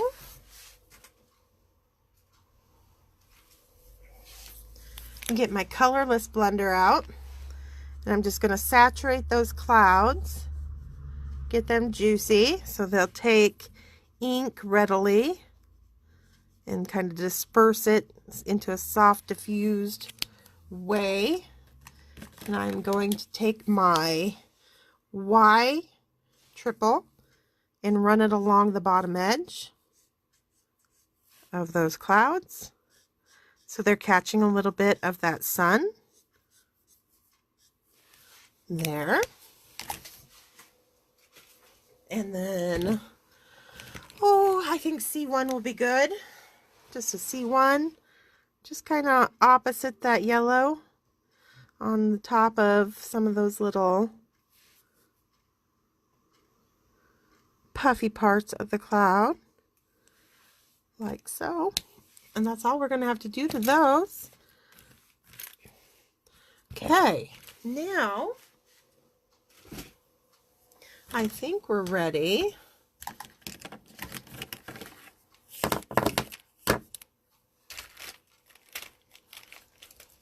for our much maligned water reeds there. It's time to get them colored. So we're pulling out the greens. And I am going to get her centered so you guys can see again. And pull out some greens. And I think we're going to go, let's start with a YGO3. She is looking like me. It's a Kelly mermaid. So we've got YGO3 out. We were channeling you, Kelly. We didn't know it, but we were. She was meant to be.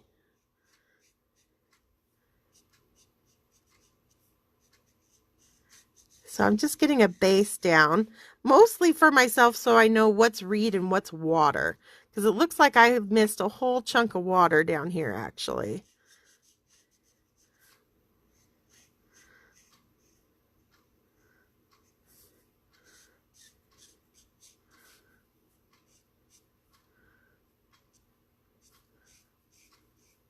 And that's good to know.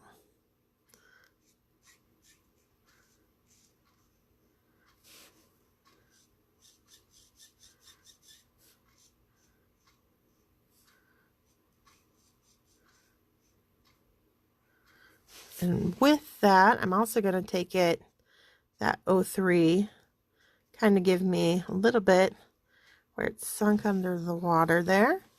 Now I got to grab my blues back out. And where's my B52? There it is. Get some water going on down there where I missed it the first time. And BO4.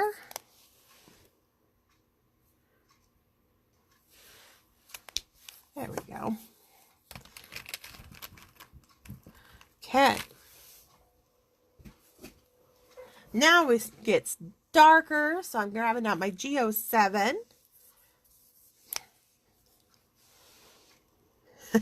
Love the koi tail. You heard us calling. It was the siren song bringing you to us, Kelly. All right, so I'm going to just start getting my darker green on.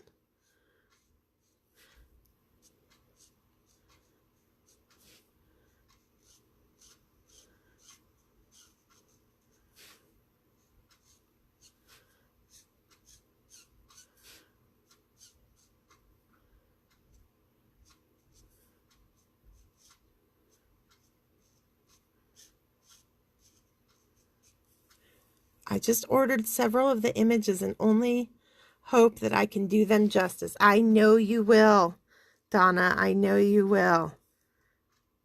You get one colored up. I hope you share it with us.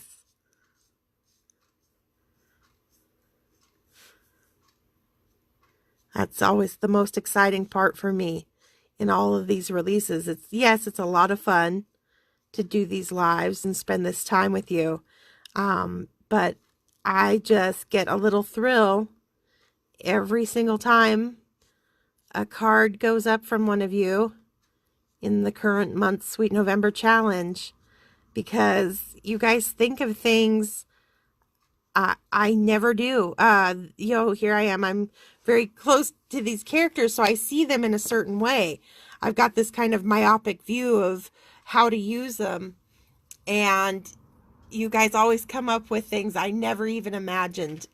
And they're always amazing, and they are inspiring to me. And they're like, oh, I wish I would have thought of that. That's awesome. I got to try that.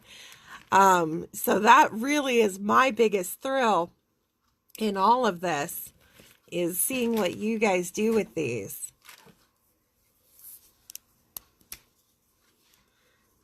Is there a self-help on printing digis? We have, not like printing, kind of putting them together and stuff. We did a little walkthrough tutorial, actually. It is, I think it's linked and can be found on, if you click into some of my images in the store, that we have a little walkthrough on how to work with digital stamps. I think Kelly could answer this too. She might know where in the store better than me that you can find that video, Donna. But there is a little walkthrough that we hope is kind of helpful to helping people get started with digital stamps and get them so that you can play and manipulate them like I have here. So in case you missed that, that was G99 that I pulled out for my darkest. And I am just kind of laying color down, leaving the lighter color showing kind of in the area that's closest, that would be catching more of that sunlight back there. So that's all I'm doing.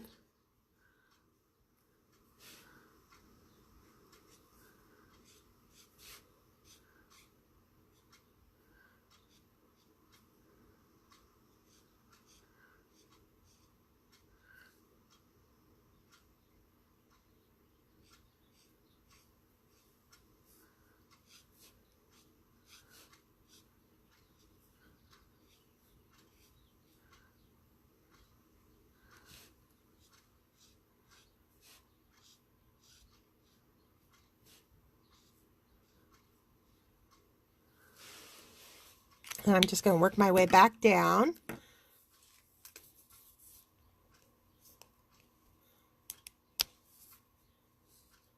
And my recommendation too, what I've learned in putting these together, if you are using Word and you've got your PNG files and you're doing the right click and what is it? Where you choose whether to put it in front of text or behind text. And I always do my background, the base background, as behind text. But everything else, you almost build it from the back forward. And then, so like so I put my tail in first, and then I put her in, and then I put the fish in, and then I put the reeds, 1, 2, and 3. So I always kind of build my scene from the back forward, and that helps me being able to make them overlap each other that way, if that makes any sense.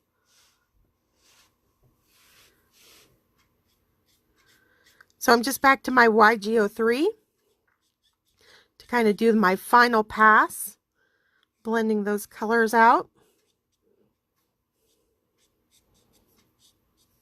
And it doesn't matter if it's not super smooth, because actually kind of having some of those harsher lines really makes it effective, has a very effective look with them catching the light, like so.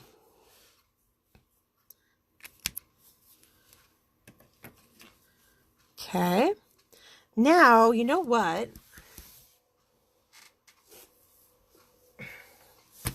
I want to add a little bit of like E95, I think, to her lips. Give them a little bit more of an orange tint. And maybe even some E97. Just to go, since she's got the auburn hair going on, she's got that koi tail going on. I think just she would have a little bit more orange up front too.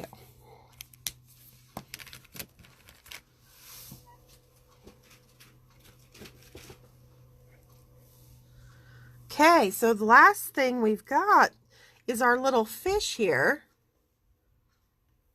Is it like adding a watermark if you do that? It's layer. Yes, it's layering. That's all it is. And that's the nice thing about the PNG files, is they allow you to do that really simply. It's just being mindful of, what's going to go. So I always put the stuff that's going to be furthest back and the most layered over in first. You can always manipulate the size and stuff later and placement, but as long as it's inputted into it, your picture first, and you do the right click and text, move it. And it's escaping me. It would explain so much better, and the way it pops up, what it's called, is just, it's like on the tip of my tongue, but not. Yeah, the process of that right click, move objects on, and then it's in front of text or behind text, and you want it pretty much always in front of text, but that's why you want to do the stuff that's going to be furthest back, because then they'll just keep layering on top of each other, if that makes any sense. Okay, text wrapping, yes, that's it. Thank you, Annie. You guys are always here to help me when my brain goes on vacation. Okay, so we need to color our little fish, and I think it would be nice if we do him in some kind of greens, just because we've got her green eyes going on, we've got our green in our reeds here, and we've got so if we had a green little fish, it creates a nice little visual triangle, which is just a nice little subtle design trick that makes it a little bit more pleasing to the eye. So we'll go ahead and use our greens on him. And I'm going to start with YG11.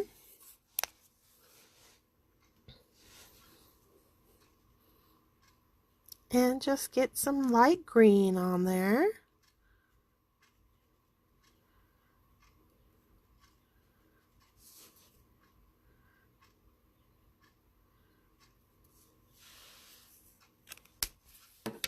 And then after the YG11, I think I'm going to go YG41.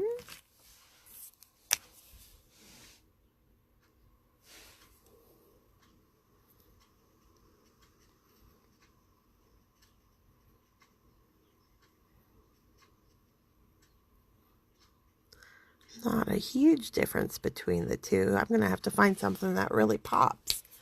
Next, let's see. Skip on down to like G43.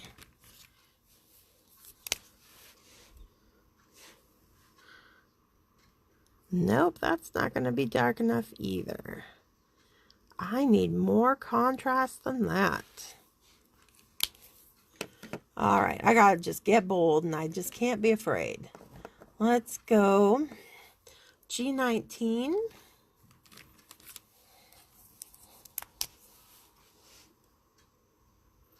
It's a bright parrot green. Let's see how that does.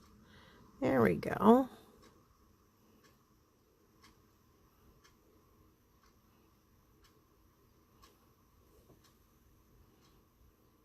He's almost got freckles just like she does.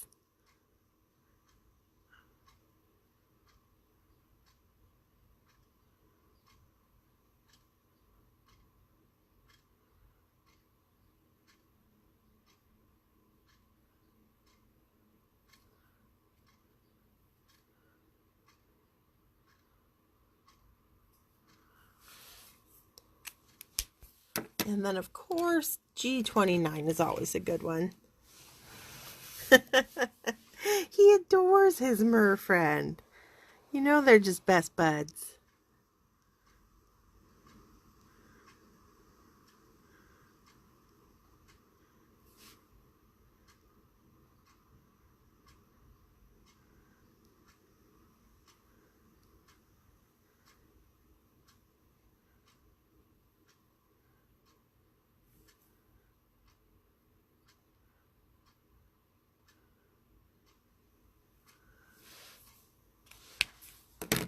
I'll go back down to that 19.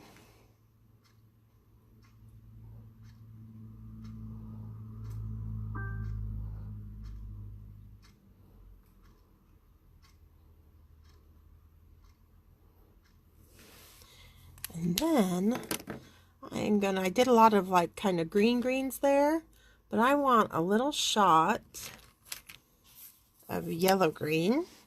So I'm going to pick up that YGOO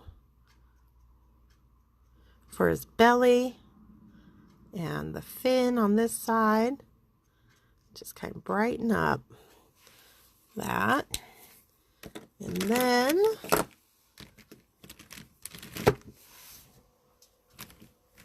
where are we at? Let's grab E49. It's not, instead of doing like stark black, prefer to do a really dark brown. Even though I know as a fish he would have black inky eyes, but I just like the way the brown looks. All right. So we are pretty close. And again, not too bad, 2 hours.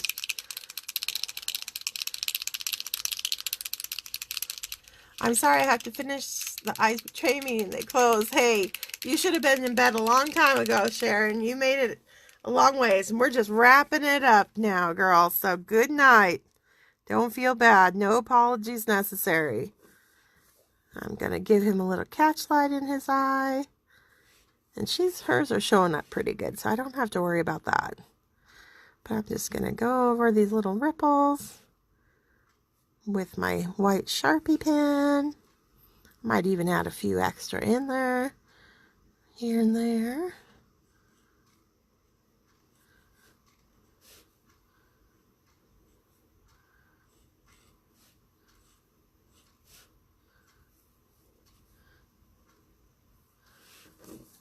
And then the tail back here.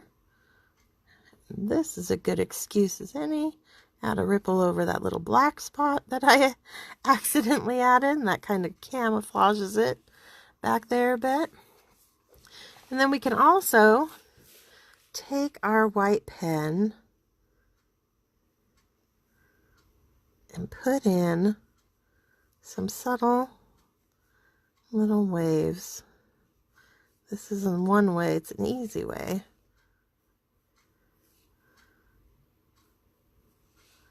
and just let them get longer. They stretch longer as they come forward more. And we'll want to do the same over here. Let me flip it, because I would not want to drag my hand over kind of wet ink.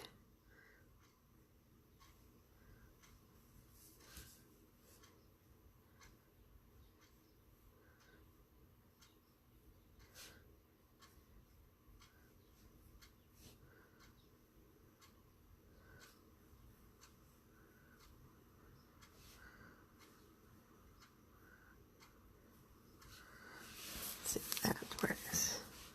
Yeah, maybe a couple more down here.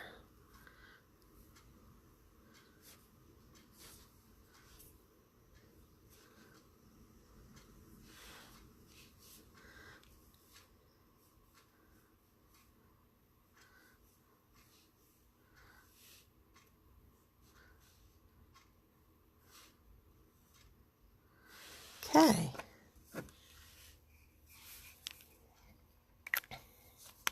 Now, my last finishing touch will be taking my liquid pearls, or, we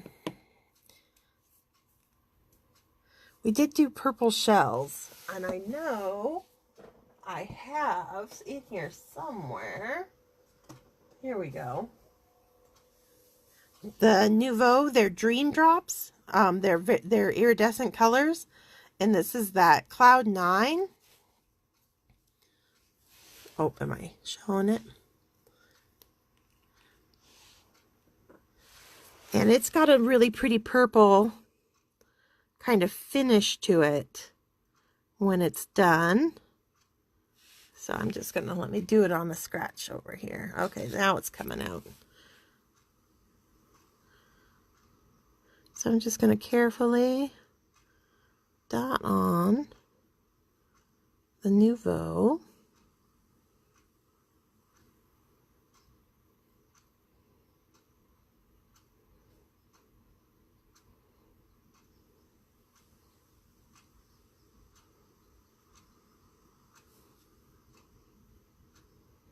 And give her some real iridescent little pearls, decorating her. She's a fancy little girl, Miss Loire.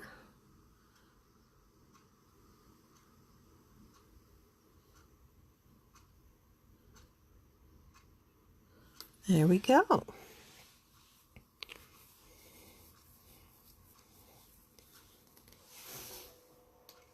All right. Well, there we go. We made it through another video, another release. There is still time to take advantage of the bundle deal, where if you get all 4 of these brand new surfacing mermaids, you get the background bundle for free. And this is a really fun background bundle. These reeds are part of it. The fish is part of it. The piling there is part of it. Our lily pads. You get the 2 lily pads. There's a little lily flower, our frog. So there's a lot going on in that background bundle. Makes it really worth taking advantage of that deal. And that goes through tomorrow morning. So yeah, I hope you guys enjoy these mermaids as much as I do. We have the National Scrapbook Day event coming up this Saturday, so that will be fun. And then in a couple of weeks, we will have the Sweet November Vault, where we bring back 2 or 3 of our classic Sweet November images that were previously released as rubber stamps, and we are updating them as brand new digis, and they will be available for their limited week-long run. So there's that to look forward to this month as well. And then, of course, June, we're going to have a few more mermaids. A little bit different than these ones, but just as fun. So if you're a mermaid lover like I am, there's a lot to look forward to. Love the backgrounds for this set. Yes, thank you. First thing in the morning. They're also artistic and fun. Gorgeous. Thank you, gals. Thank you all for joining me tonight. I will go get this gal on a card and then hopefully I'll have her to share with you guys in the next couple of days. So, yes, more mermaids. All right. Love you guys. Thanks for joining me. You're so much fun. You're so awesome. And I can't wait for the next one. I'll see you in a few days. Bye.